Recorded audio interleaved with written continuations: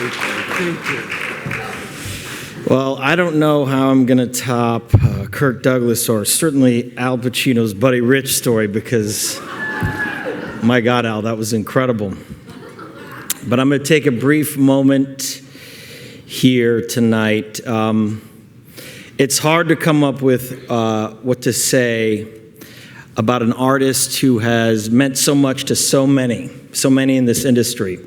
A director who's inspired generations of filmmakers and whose impact has permeated through movie screens around the world. But one of the most remarkable things about Martin Scorsese, besides being one of our greatest filmmakers, is the generosity that he exudes to everybody on set, from his creative team to his crew, and especially the actors that he works with. He treats each and every one of us as a real collaborator, and that's not easily said. You can say you're a collaborator, but Marty truly wants to know what you have to say as an artist.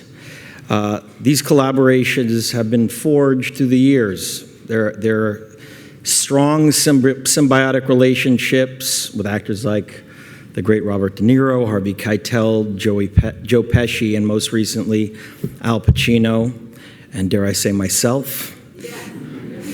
Through the years, these collaborations have become more like his alter egos, his muse, or more like his family. It was almost 20 years ago, Marty, when I first had the honor of stepping foot onto your set, Gangs of New York. I was 25 years old, and I remember through the mastery of Dante Ferretti, I was walking around these sets. It was like a mass-scale caravansary that had popped up. He recreated New York's 5 Points suddenly, right before my eyes, all within the walls of the very historic Cinecittà Studios in Rome. I knew that at that moment, my life and my work would never be the same. Working with Marty became almost like an encapsulated ecosystem. It was an ecosystem that vastly enhanced my knowledge and appreciation for cinema as an entire art form historically. He quickly became much more than just a director. He became a collaborator, a mentor, a friend, and a guide through the history of our shared cinematic past. Decade after decade, his films have inspired filmmakers and actors alike.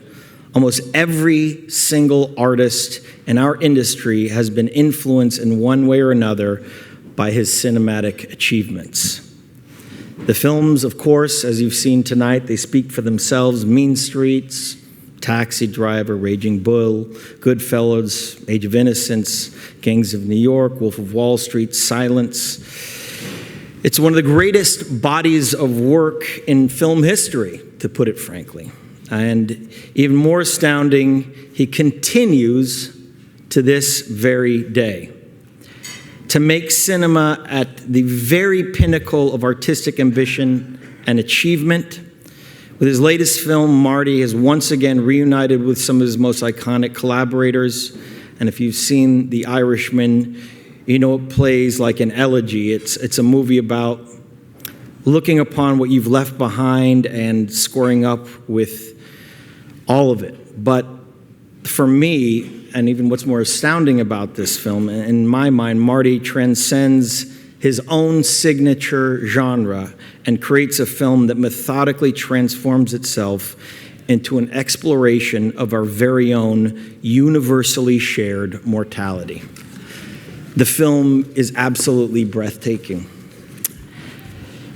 Through his work with the Film Foundation and the World Cinema Project, Marty has helped to both ensure and preserve all of our greatest cinema's treasures to the best of his ability, and instill the very same passion he brings to these endeavors and the next generation of filmmakers.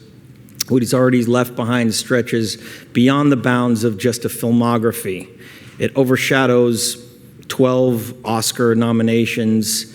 It's a special kind of cinematic immortality.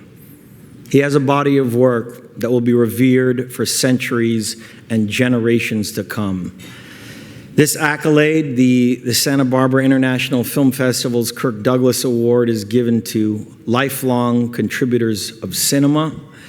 There is quite likely no individual more fitting on this earth that fits under those guidelines than the man we're about to toast here tonight.